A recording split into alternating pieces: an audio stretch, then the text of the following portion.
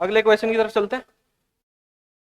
अगला क्वेश्चन है which of the following statements is correct, इनमें से कौन सा स्टेटमेंट करेक्ट है। Kinetic energy of a system can be changed without changing it's momentum, मेरे को तो पहला ही सही लग रहा है जैसे पढ़ा। Kinetic energy of a system can not be changed without changing it's momentum, ये गलत है। पिछले क्वेश्चन में ही अभी हमने देखा था कि हम अगर एक्सप्लोजन की बात करें तो एक्सप्लोजन में कोई ऑब्जेक्ट रेस्ट में है, उसमें इंटरनल फोर्सेस लग रहे हैं, तो इंटरनल फोर्सेस मोमेंटम को तो चेंज नहीं करेंगे पर काइनेटिक एनर्जी चेंज हो जाएगी। तो I think answer is a. बाकी भी पढ़ लेते फिर भी। Momentum of a system can not be changed without changing it's kinetic energy. Momentum of a system can not be change without changing it's kinetic energy. किसी भी system का momentum change अगर कर रहे हैं मतलब काइनेटिक एनर्जी चेंज किए बिना उसका मोमेंटम चेंज नहीं किया जा सकता। और लास्ट वन है body can not have energy without having momentum, ये तो गलत है, ये गलत है, ये गलत है। इसको एक बार वापस पढ़ते हैं। Kinetic energy of a system can be changed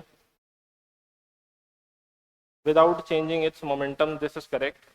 momentum of a system can not be changed without changing it's kinetic energy, ये भी गलत है, दिस इज ऑल्सो रॉन्ग।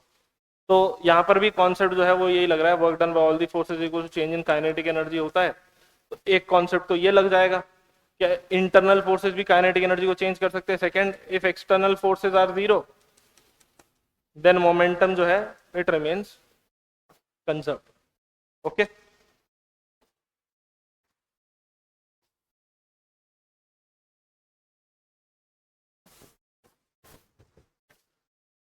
हाँ तो ऑप्शन ए सही है।